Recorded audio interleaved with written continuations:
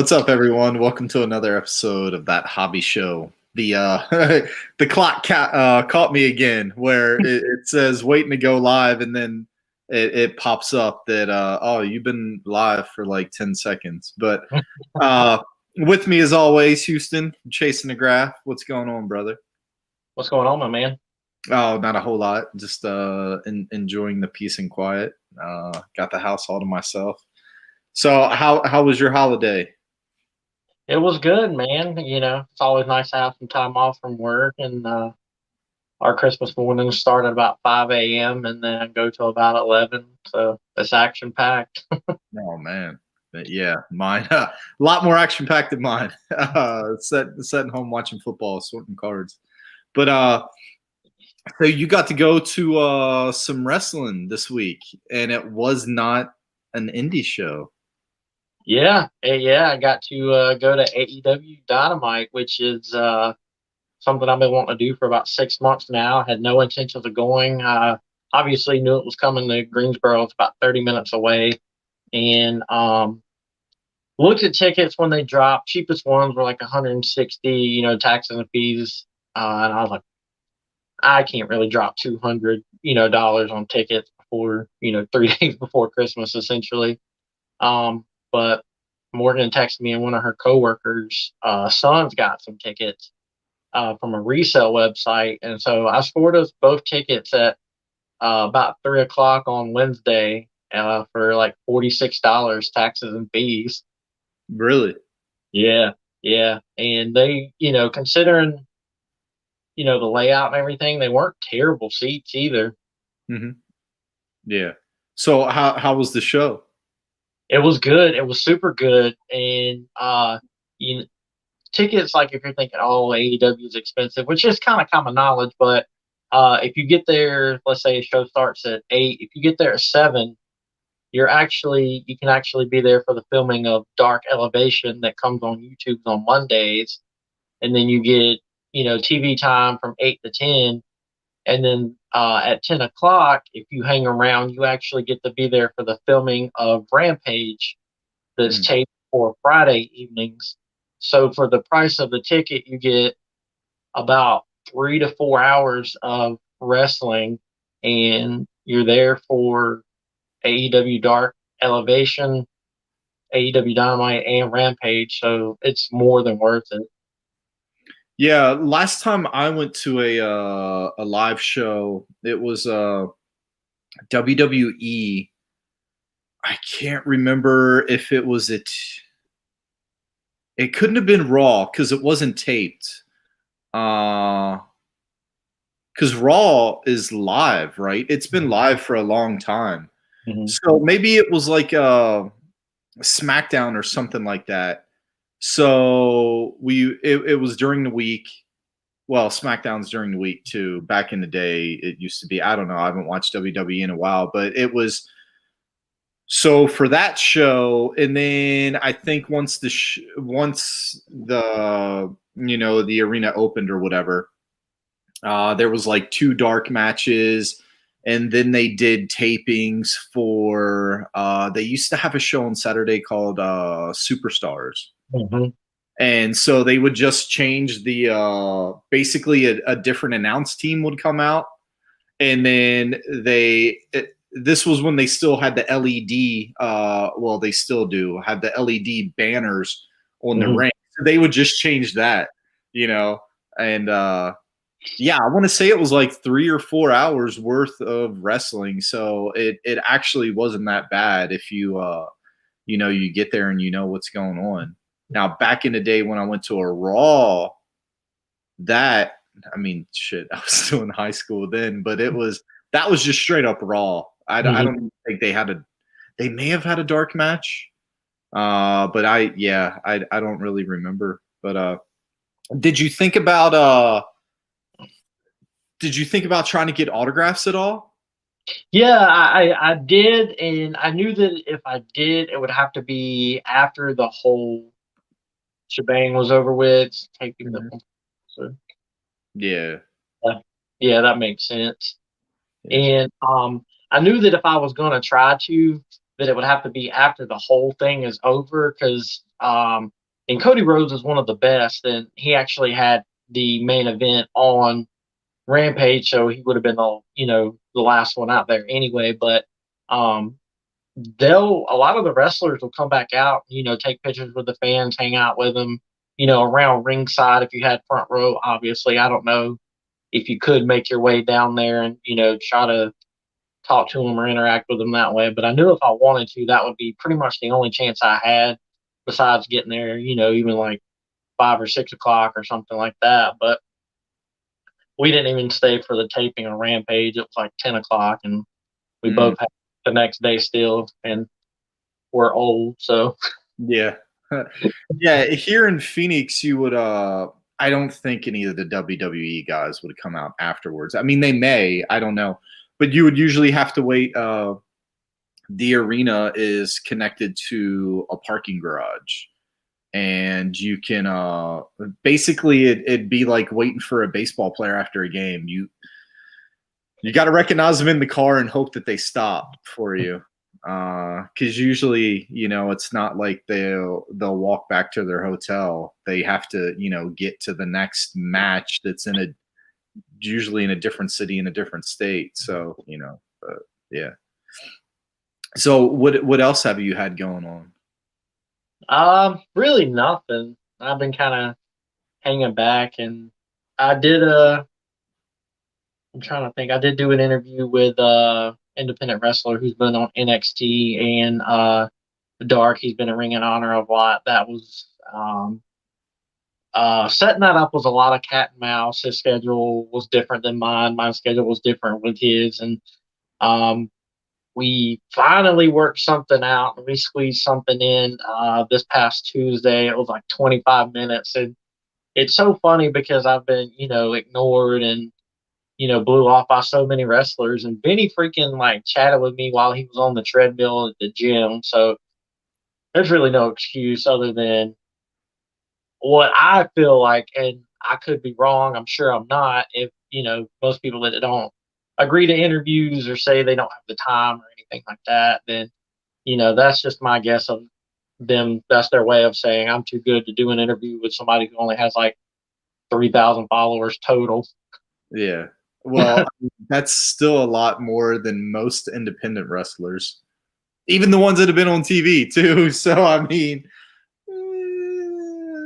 are you really, and I know a lot of, because even if they are independent wrestlers, there's some that, they'll wrestle every single weekend. They'll try to do 2 shows on Saturdays, try to do, 2 shows on Sundays if they can. And then you have your kind of part-time ones who work full-times or part-time normal human jobs and, maybe wrestle once on the weekend. And I'm sure some of them are really, they really are too busy and everything else. But I mean, I just don't see it like that. I just see it as them being like, oh, unless you've got like 500,000 followers, I really don't have time for you. Yeah, I mean, if you're an independent wrestler, it's kind of like your interviews are like at that independent level where you got to start at the bottom. I mean, some independent dude from Duluth, Georgia isn't going to be on Sports Center unless something crazy happens. You know what I'm saying? Yeah. So, I mean, you got to start out with we're the minor leagues, but you still got to start out with us. I mean, you got to work your way up. But yeah, I have gotten super motivated with my TTMs. I don't know if you've seen there was a post, I want to say yesterday or the day, today's what, Sunday? Maybe Friday. But a guy, I don't know if you've seen it, he got he finally completed the 1989 Top Set signed.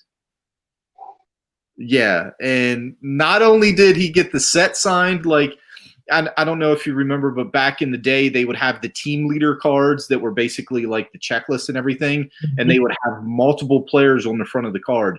He got those signed by all the players too.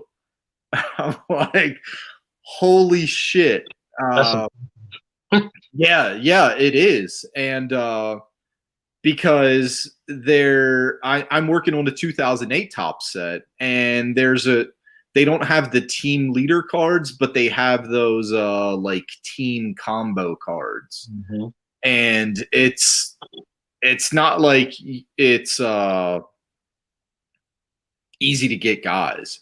Like the Yankees one is like fucking Jeter and Rivera, or Yeah. Red Sox is Ortiz and Pedroia, something like that.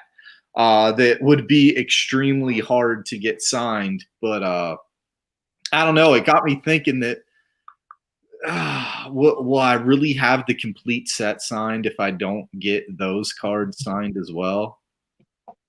So I'm like, Yeah, so that's a. I think that's a that would be a good debate. Is essentially having insert card signed or not signed, would that justify, or would that be the complete set, or just kind of having the base card signed, would that be the complete set signed? yeah. But I went ahead and sent a few out. So we'll see. But You also can't get them back if you don't send them out. yeah, right. Yeah, I've seen Mariano's like really nice, but I would have to meet him basically because I can't afford it. I mean, I could afford to get one done, but a couple. He has a couple cards in that set, so that's a few $100s right there.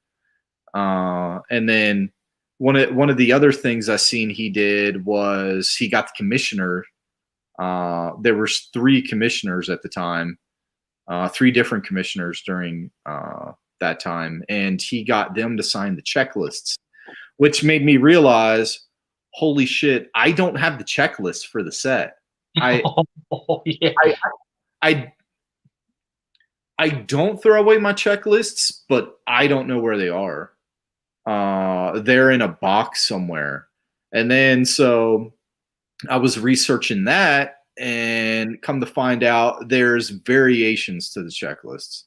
I'm like, Top's breaking it off in my ass again. Thanks a lot. You have to, out of all the cards you have variations of, you had to do the checklists. So what another thing he did with his set was he got the umpires in the World Series to sign the checklists. Jesus Christ. I know. I mean, he went all out. So he, like I said, I was motivated. So I mean, he got me super motivated. So I tracked down some checklists on eBay, and they'll be coming. And then I'm going to look up the umpiring crew for. I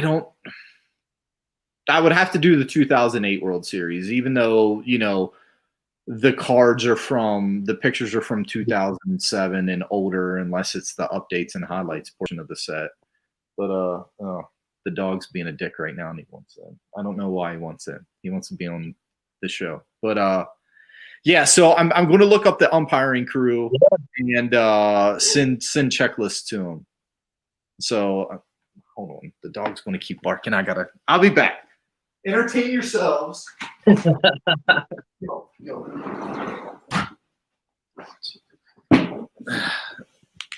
Andy has the zoomies, so this will be fun. Stop. But yeah, so I've actually been looking up some of the harder to get guys, and I'm getting more creative in my research on trying to get these dudes, because if not, man, it's going to be a huge money drain. And not that I want to, not that I'm collecting them to sell them, but I also don't want to put a ton of money into the set too, Yeah, and that's where it comes in. It's like, how far do you really want to take it? Do you kind of want to be that, I guess, that one-off guy, that one-of-one that has all of that signed, or be like the other, probably few hundred people that have, that are going after the just like the regular base cards that get signed? And I don't know if there is anybody else going after the 2008 complete set sign? I'm sure there is though. I don't know about 2008, but one of the interesting things I seen was that it's annoying. There's a lot more set collectors that are actually trying to get the complete set signed than I could have imagined. I want to say there was like 50 or 60 comments on the post of just people that are like, yeah, that's awesome. I'm working on this set. I'm working on that set. I'm like, holy shit, man. But I don't know if there's really people doing the more, I guess you would call it a modern set instead Yeah, of the junk wax sets. Because those guys seem to be uh,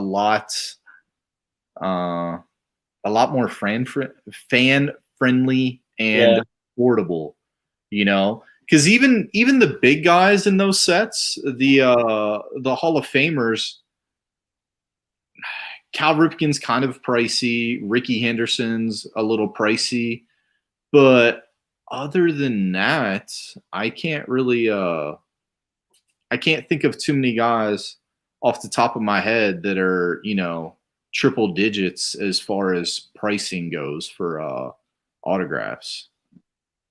yeah. And I think that's the good thing about and maybe it'll be different in 3 to 5 years, but like right now, I feel like if you were to try to get anything of like a 19 to 2021 set signed, that if you send it to a private signer, it's just automatically going to be, through the roof.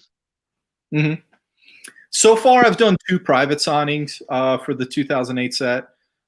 Frank Thomas, he's I stop.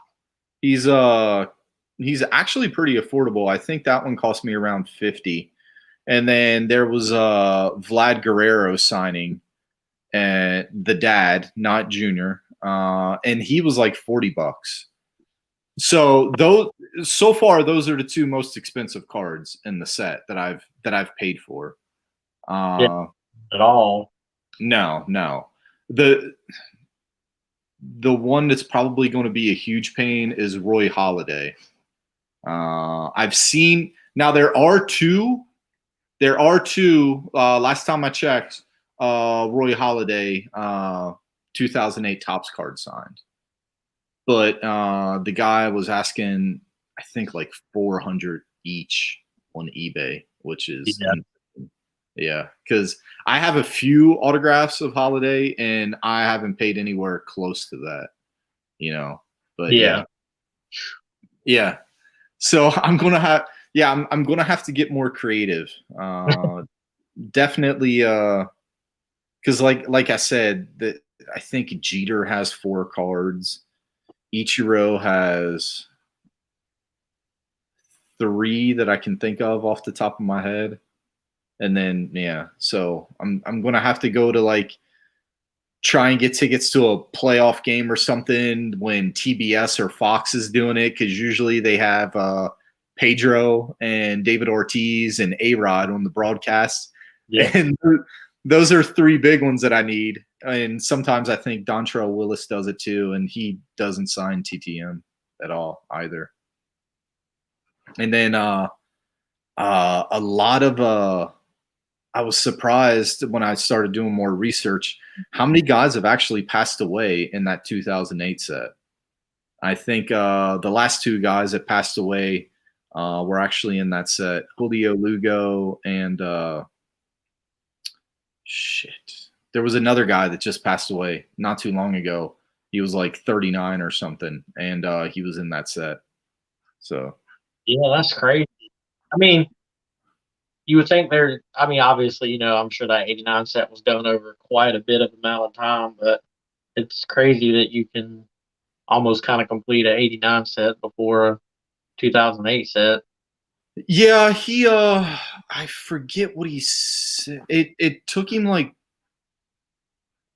12 or 15 years to do. And Yeah, me, I'm kind of kicking myself because I was still living in Arizona at that time in 2000 when the 2008 set came out.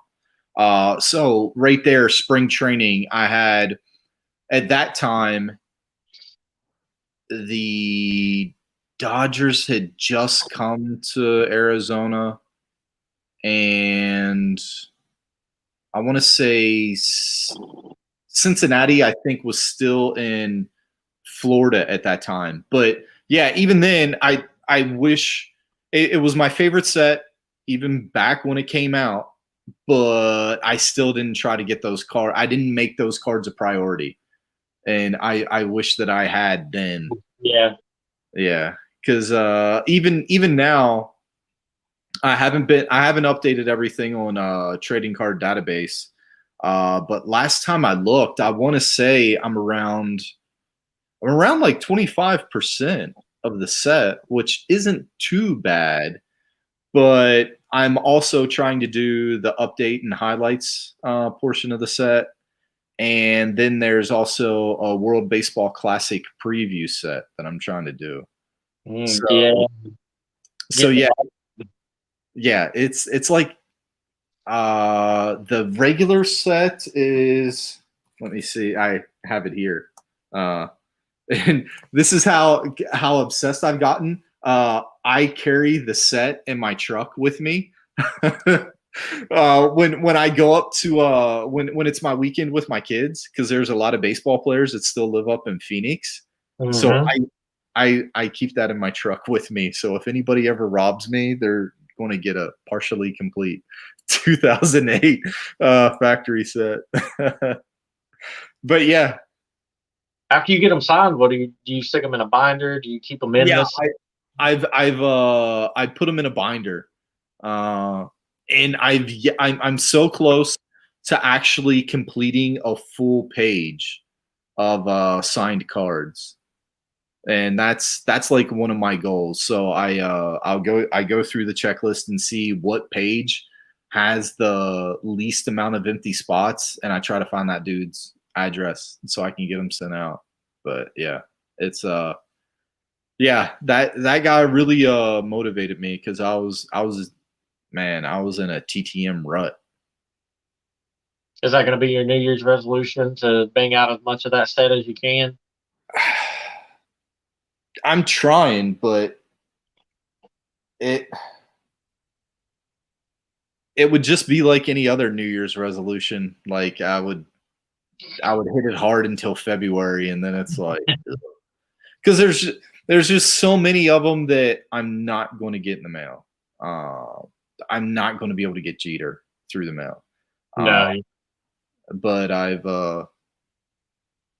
yeah, I like I said earlier, though, I'm trying to get more creative in finding these addresses that I can't find. So this may sound a little stalkerish, but it definitely will sound stalkerish to people that don't do TTM. But if I can't find the player's address, I look up their wife, and usually their wife is listed on the yellow pages. A lot of the players aren't, but their wives are. So that's what I've resorted to. Now I still address it to the player. I'm not going to send it to the a player's wife and be like, "Hey, can you get your husband to sign this for me?" But yeah. Yeah. The thing that happens is either they just rip it up and throw away, or they send it back with a note saying "fuck off." Yeah, and there's a lot. There's a few people that I've had to buy multiple cards with. I'm glad somebody else has actually done that, though. Look up their wives' names. But there's a lot of guys that I've had to buy extras of. Just today, I was buying up some cards on eBay because there was one player that had two addresses in the same town, but I couldn't narrow down which one was his, because usually it's like, okay, this person lives in, say, Burlington, North Carolina, but this person had two addresses in Burlington. And so then I go ahead and put in the address in Google, look at the house, and I'm like, okay, that's definitely a house that somebody rich lives in. Then I look at the other address, and I'm like, shit, that house is even bigger. So which one is it? But yeah.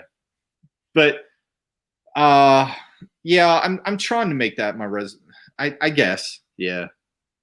Yeah, because so hard, in the hobby because you want to send out TTMs, you want to buy stuff, you want to sell stuff, you want to rip boxes. So it's really hard to pick one thing and just make it a priority. On top of that, you still have your uh, regular hobby duties of sorting and sleeving and top loading and all that. So to say I'm gonna put the buying aside, not so much the selling, not gonna buy any wax to rip or anything like that. Just have it be selling in this 2008 set. It's just really hard to do, almost impossible. Yeah, I I think it will be probably because there's a lot of dudes in the set that had like a cup of coffee or they were a journeyman and they live in Venezuela, Dominican Republic. I don't know anybody there to be able to get me the stamps to be able to send it to the guys. Yeah, And I'll be damned if I'm going to the DR for, try and find Fernando Rodney. You know what I'm saying? I mean, I love the guy, but yeah, it's not worth yeah, it that's to a do good that. place to be caught in the wrong place. Yeah, right. Yeah, especially when my Spanish is very it's muy horrible. So Wonder. yeah, yeah, see. Yeah.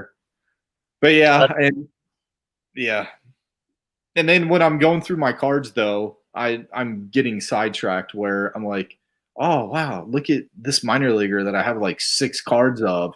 Let's look him up and see what he's doing." So that's I like as I'm sorting cards, but yeah.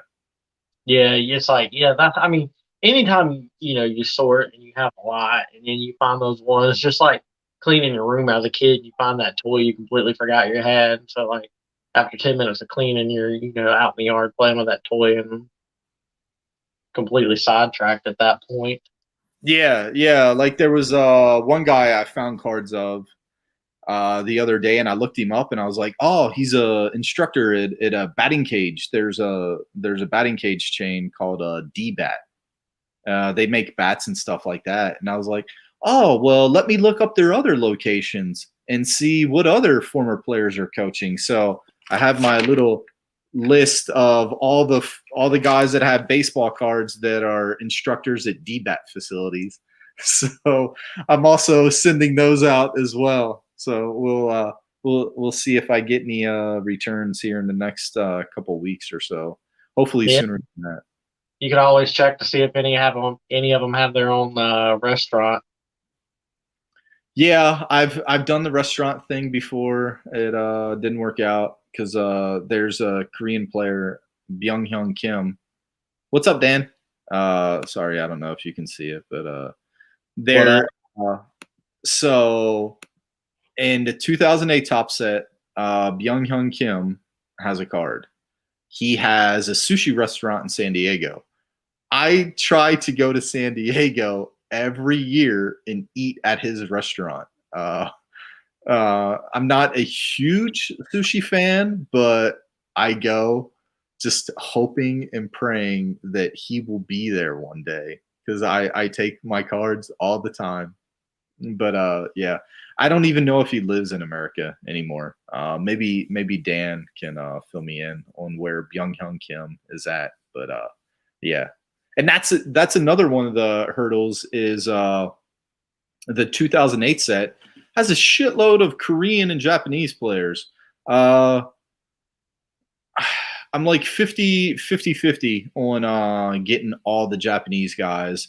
Like I said, I still need Byung Hyun Kim. And then Tops did another thing where they made air cards uh, where they did it intentionally, but they did it to the Japanese guys.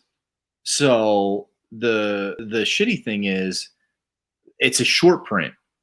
So it actually costs a little bit more to buy these cards. So for me to keep sending them out, like just to try and get Kosuke Fukudome's autograph, he has he has, if you don't count the error card, he has, I think, 4 cards in the set. So far, on the amount of money that I've spent on stamps, American stamps, Japanese stamps, and buying cards, it's probably I'm probably $25 into it, and I have not gotten him yet. And now the dog wants outside. All right, stay outside. All right, sorry. But yeah, so I don't know if I'm ever going to get those. But my goal one day is to go to there we go. But yeah, I think I'm going to have to go to Japan to try and get some of these. Yeah, that's exactly what I was going to say. But then maybe like one day if I'm close and I learn how to edit videos, I can, make it a blog, and be like, hey, Charm City Grass is going to Japan to try and complete his quest or whatever. And then I can, take the hour, I think it's like an hour flight over to Korea to try and find Byung-Hyun Kim and a couple of the other guys that I need in the set. Because I was a dummy and didn't get any of the 2008 cards signed when I was in Korea.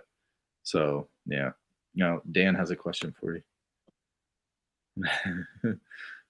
Hopefully tomorrow. That'd be nice. Yeah. No, yeah. I love AEW. I can't, and we showed up right as it was ending, but a guy, one of the wrestlers I had just met, I've seen him wrestle a bunch in person, and I actually met him a few weekends ago at the Firestar show. J.R. Miller, he's with the Nightmare Factory, and then there's another guy here that I've seen wrestle a couple of times. His name's Spotter. He showed up in Ring of Honor's Final Battle a couple weeks ago, and working on the interviews with both of them, and we showed up right as Spotter were getting pinned, but they were actually in Greensboro on AEW Dark Elevation in the first match, and I missed it, and I was just like, oh god, we're walking through the concourse, and I'm like staring at the TVs, walking by, and I'm like, oh shit, there's Spotter. Oh shit, Spotter got But yeah, I wish I could join AEW in some capacity. That'd be nice. Yeah, I mean, well, you never know. Where are they headquartered out of? Is it Georgia or? It had been Jacksonville, Florida. The longest time, they really didn't even travel. All their shows were in Jacksonville. I can't think of the name of the place. I want to say it was like Sun Daily or Daily Sun or something like that. I'm probably wrong, but then they started traveling late last year, into last year, and then traveling this year, making a lot of their town debuts. First time AEW debuts in Greensboro, and then AEW is going to debut in Raleigh in January. So I don't know if they'll go back to Jacksonville permanently, because I hope they do, because I have seen people in various groups and stuff say that when they were home and based out of Jacksonville and didn't travel, that you could actually send TTMs in to some of the wrestlers. But obviously, that's a lot harder to do. Yeah. The Nightmare Factory, Cody Rhodes and QT Marshall's training facility, that is in Georgia. So, and they're going to be, I thought about trying to send one or two. A lot of them just don't have cards, and the all-in cards I do have, I don't want to send them in the mail and then not get them back, and then, not be able to replace it, because their last show this year, coming up this week, is going to be in Jacksonville. They're kind of like going back home to round out the year. So, yeah. Well, has Upper Deck released the checklist for the AEW set? It just released like Thursday or Friday, actually. It's a 100 card set list. Is QT in it? QT I just like kind of scrolled through to see how many it was, and the odds on the packs, and the different inserts and parallels and stuff like that. I didn't even check out the whole checklist. Yeah, because I mean, on the Nightmare Factory, on their site, they have a breakdown of what happens each day, and they Mm-hmm. have the days that Cody and QT are there. So if they're in the set, I mean, they're usually there 1 or 2 days a week. So I mean that try those guys TTM there. Yeah, and I mean their addresses, the address to the Nightmare Factory is really, readily available. Just Google it up, pops up. Yeah, So I'm probably, gonna rip enough to that to where I have so many extras that if I send one or two and get them back not signed or get them back in the old USPS body bag, then I won't be too upset about it. yeah, right. And I don't think I I don't know if a lot of is wrestling TTM even that big? I mean, because you follow a lot more wrestling people than I do on Twitter, but I follow a lot of TTM guys, and I usually don't see, any of the younger. Well, I usually don't see any wrestlers under the age of 50 signing autographs through the mail. Yeah, and most of the card community right now, they're all in. It's basically kind of split up into two groups.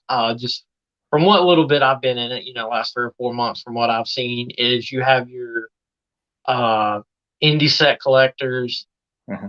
your maybe like a little bit of WWE tops, and then you have your vintage guys, the 82, 83 wrestling all stars, your Hulk Hogan rookie, your Ric Flair rookie, and all that. And so between those two, there's not a lot of guys that do TTM.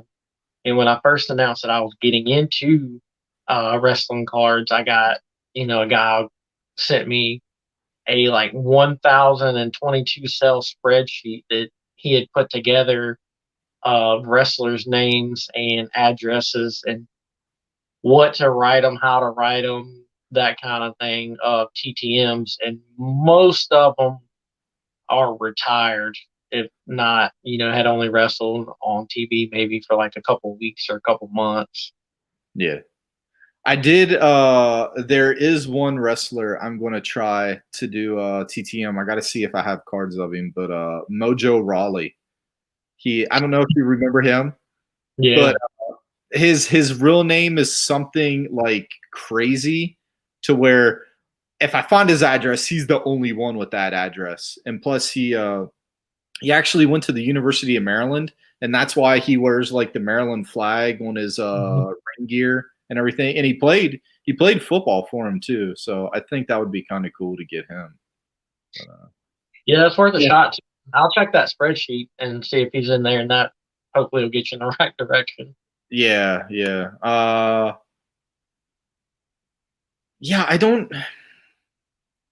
I'm not sure what you would consider vintage. Most people have the cutoff dates for vintage, baseball and stuff like that. I want to say like everything pre 1980 is considered vintage now.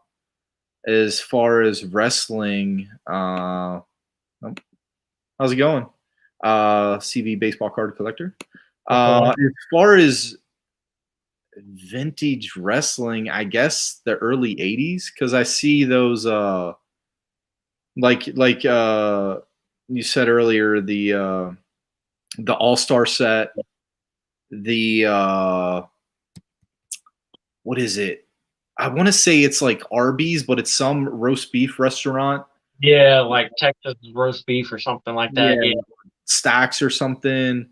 Uh and then there was the top sets, but I think they came out a couple years after the wrestling all-star set. I want to say like maybe 85 for them. Yeah. Yeah. Yeah. That sounds about right. It's somewhere around in there. Yeah. And as far as like the wrestling all stars and stuff, I think those are kind of like considered uh, the only vintage cards there are, and those are the go-tos, and they were only like really limited, I guess, like print runs, and some of them, you got the little index card in the magazine that if you wanted to order them, you tear it out and Yeah, check send it. it off and write your address down, and then kind of that thing. Um, but yeah, I don't really know that there's that much out there. I know there's been some, I want to say, that came in like cereal boxes or came off of cereal boxes, that those are like, you can't find them anymore. And if you do find them, they get listed for like insane prices, but just because it was like a limited print run, basically. But the wrestling all stars are considered the end all be all of the vintage world. Yeah, yeah, yeah. But and then I seen the other big set is the WCW NWO autograph cards, because I guess there's a lot of, well, I don't know if there's a lot of them, but there's like 10 guys that never returned the cards signed. So trying to track those down and everything. And from what I see on Twitter, there's this dude in Australia that's a huge wrestling collector that has all this crazy rare stuff that if people end up getting something that's really rare, they get it from that guy and they've paid a premium for it, So yeah. Yep. But And yeah, I one uh, of the guys, he's been I think he just finished it a couple weeks ago. He was working on gathering every single autograph card in the WCW NWO set. A lot mhm. of them don't have anymore, like Eddie Guerrero and stuff like that. And I know he actually purchased one or two of the cards from uh, WCW WWE ref Charles Robinson. He had like the blonde hair that kind of like parted down the side, and I know uh, at least one, if not two, from him. So Yeah. source. Uh, I don't know the names off the top of my head. I think the biggest one is, I want to say Ric Flair is one of them. Scott Steiner, yeah, Big Papa Pump, he's one of them. Uh, and then there's a couple like random guys. Uh, I think Mikey Whipwreck is one of those guys, and he doesn't sign anymore. He doesn't even do interviews, from what I've seen on his Twitter page, because of his injuries.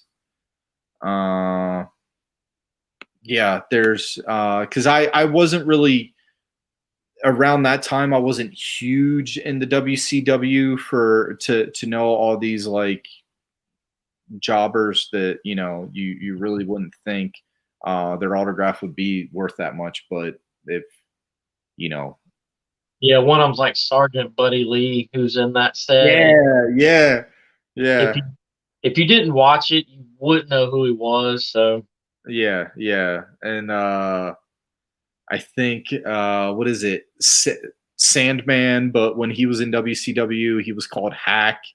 And yeah, I think there's trying to get him to sign the card is as Hack is damn near impossible. He signs everything as Sandman. I don't, yeah. So, but no, Dan has some foreigner cards on me.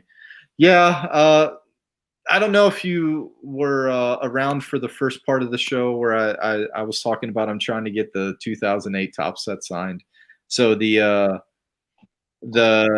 Japanese or the Americans that played in Japan cards, those are kind of on the back burner right now. Even though I've had a ton of success, I think my success rate with those has been, it's been like 90%, man. But that yeah, yeah. So they've actually been pretty good. I'll have that, maybe that's what I'll do this week is go through some of those, cuz every now and again, you kind of need that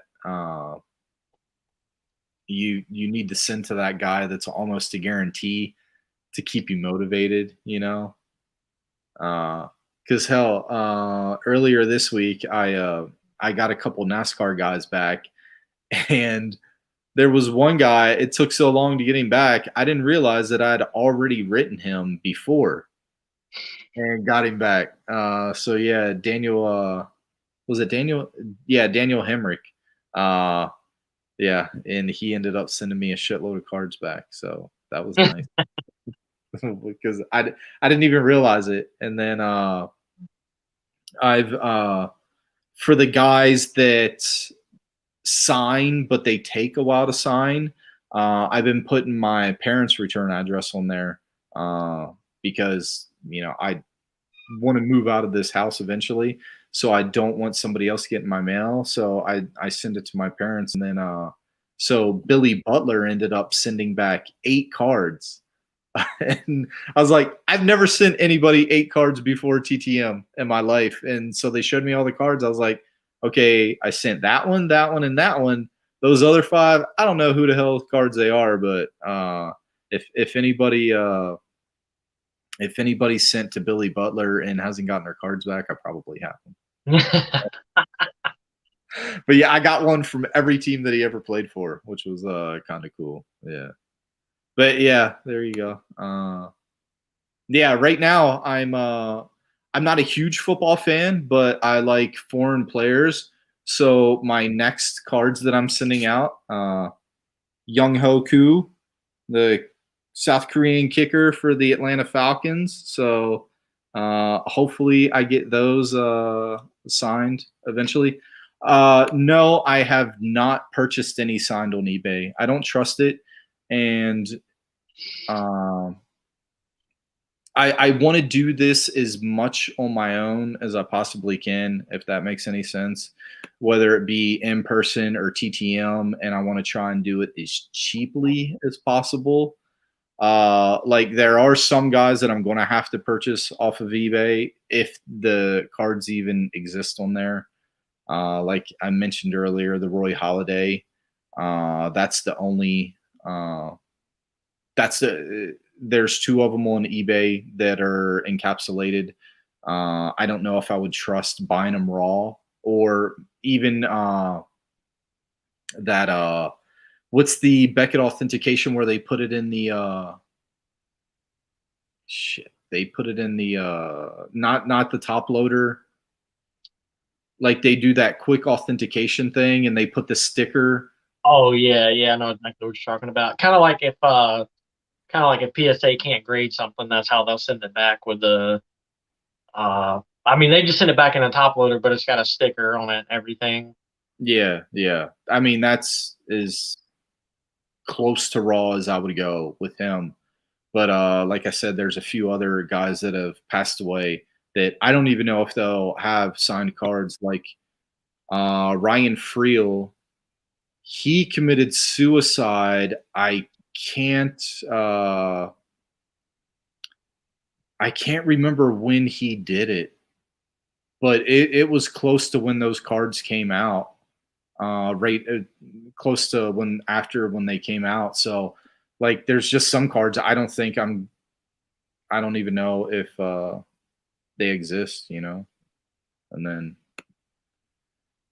yeah, so that's the shitty thing about getting cards encapsulated, because basically it's a guy like us. It's just our opinion. So yeah, so Friel passed away in 2012, and nothing against Ryan, but how many people were trying to get his autograph? So yeah, but I don't know. We'll see. But I'll have to get more, I guess, methodical in my writing of the letters and trying to track down the guys. And then another guy like Bobby Cox, he doesn't sign autographs anymore. And once he passes away, which if you've read the news, it's going to be sooner rather than later. And then, like that Kobe effect, it drives the prices up. So, yeah. So we'll see. But do you have anything you're trying to promote or plug, or you got any sales coming up? No sales. Working on a couple of interviews. Gonna hopefully straighten out the schedules. Obviously, with Christmas being yesterday, New Year's coming up, and everybody's busy. So hopefully, I can land two, and I'll throw those up once I do, and try to give it a good push before we go live. That's Yeah. about it. Yeah, I have a few big cards that I want to try to sell, but I'm still debating on if I should try and get them graded or not. Uh, so that way get it graded and then sell them. Because I know we keep talking about the 2008 set. A guy had he just bought a Kershaw, um, 2008 tops. That's Kershaw's rookie, and it's PSA 10, and he paid $1,000 for it. And I have 3 of those cards, and I have the gold Kershaw rookie. So I'm like, shit, if a PSA 10 of the base card is $1,000, maybe my gold border 9 of Kershaw is around $1,000. That could help pay for a lot of cards. So I'm debating on whether I should wait and try and get those cards graded and then sell them, or just kind of say screw it, sell them now, get what I can, and then reinvest it into the 2008 set. So Decisions. yeah. So there was a question, or yeah. So a couple years ago, I seen it on Facebook that Ryan Friel's dad was asking, or there was a gentleman on Facebook that was friends with the Friel family, and Ryan's dad wanted any cards or memorabilia of him, so he could pass it on to Ryan's kids.